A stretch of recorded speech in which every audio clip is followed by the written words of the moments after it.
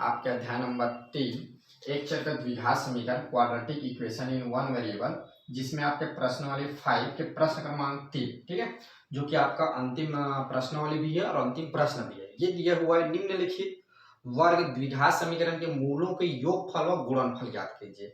आपको वर्ग समीकरण दे दिया, इनके मूलों के योगफल और गुणनफल आपको निकालना है, यानी अल्फा प्लस बीटा और अल्फा माइनस बीटा की वैल्यू आपको क्या करना है, फाइंड करना है। तो देखिए कैसे सॉल्व करते हैं। तो पहला आपको दिया हुआ है 3x² प्लस 7x प्लस 1, तो इसको सबसे पहले आप लिखेंगे दिया गया द्विघात समीकरण, ठीक है, दिया गया द्विघात समीकरण। तो ये दिया गया है 3x² plus 7x plus 1 equal 0, ठीक है। इसकी तुलना कर दीजिए आप, इसकी तुलना व्यापक समीकरण, ठीक है। व्यापक समीकरण क्या चीज होता है, x² plus bx plus c equal 0। ये क्या चीज है, क्वाड्रेटिक इक्वेशन वर्ग समीकरण का व्यापक समीकरण है, ठीक है। अब जब इसकी तुलना जब इससे करेंगे तो a की वैल्यू यहां से आपका आ जाएगा 3, b की वैल्यू मिल जाएगा 7 और c की वैल्यू मिल जाएगा 1। क्लियर बात। अब आपको पता है पहला मूलों का योगफल क्या होता है, अल्फा प्लस बीटा इक्वल होता है माइनस बी बाई ए। अब कुछ नहीं, वैल्यू को पुट कर दीजिए। b की वैल्यू माइनस पहले से लगा हुआ, b की वैल्यू 7, a की वैल्यू क्या दिया हुआ है 3, तो ये हो जाएगा -7/3 मूलों का योगफल। दूसरा आपको बोला है मूलों का गुणनफल, तो मूलों का गुणनफल, ठीक है, ये होता है अल्फा इंटू बीटा, तो अल्फा इंटू बीटा होता है c बाई ए। तो c की वैल्यू यहाँ पे क्या दिया है 1, a की वैल्यू क्या दिया हुआ है 3, ठीक है। तो यहाँ पे मिल जाएगा, ये आपका आंसर हो जाएगा, ठीक है। योगफल आ जाएगा -7/3 और गुणनफल कितना आ जाएगा 1/3। क्लियर बात। इस प्रश्न में देखिए सेम, सबसे पहले आप लिखेंगे दिया गया वर्ग समीकरण या द्विघात समीकरण, एक ही बात है। तो ये आपको दिया गया 2x² minus 2x plus 3 equal क्या 0।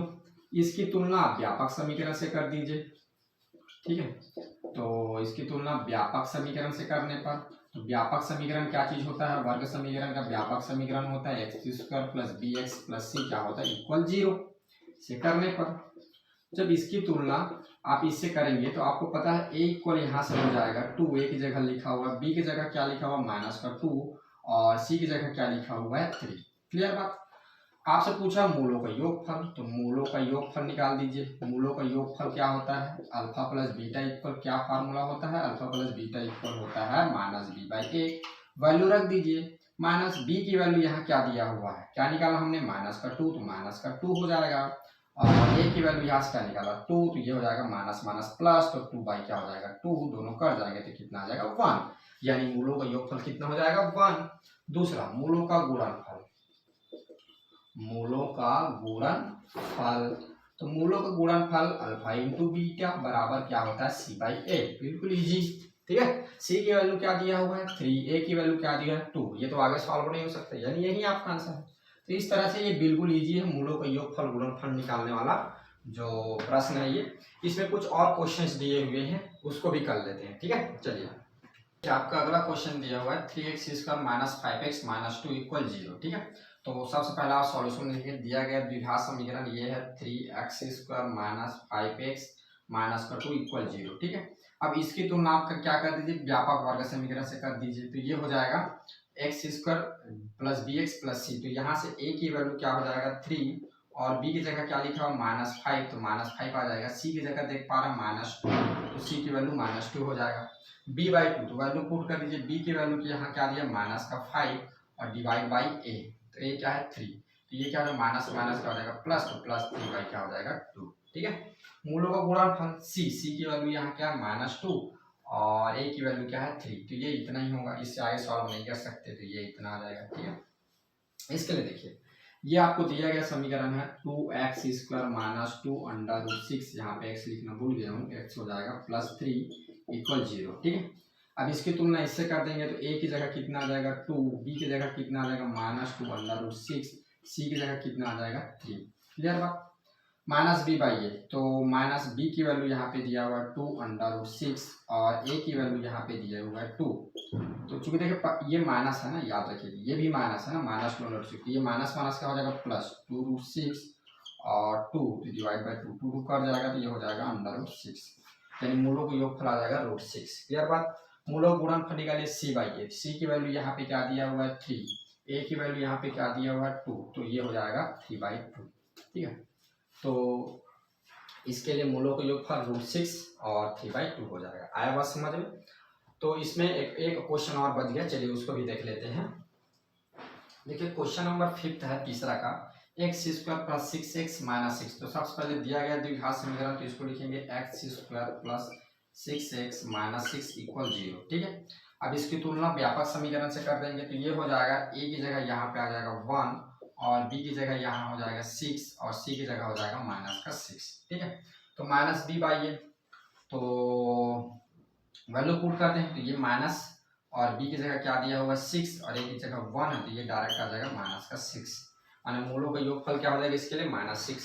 गुणनफल देखते हैं alpha into beta c/a, c की वैल्यू यहाँ क्या दिया हुआ है -6 और a की जगह क्या दिया हुआ 1, तो ये आ जाएगा -6।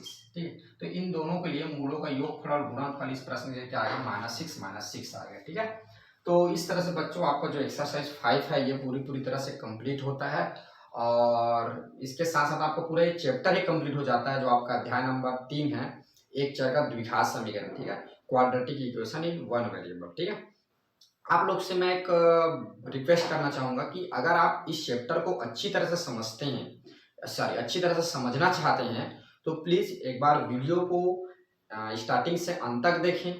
अगर आपने अच्छे से देख लिया है, कॉपी पे नोट कर लिया है सभी प्रश्नों के समाधान को, तो आप पुनः एक बार सरसरी तौर पर अपने बुक का ही क्वेश्चन ओपन करके पूरे चैप्टर का ओपन करके देखते रहिए कि कहाँ पर कौन सा टॉपिक की कौन सा प्रश्न हमको समझ में नहीं आ रहा है।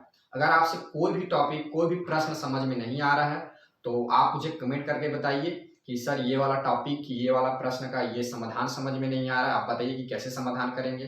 तो मैं आपके जो प्रश्न रहेंगे उसका समाधान करने की पूर्णतः मैं कोशिश करूंगा।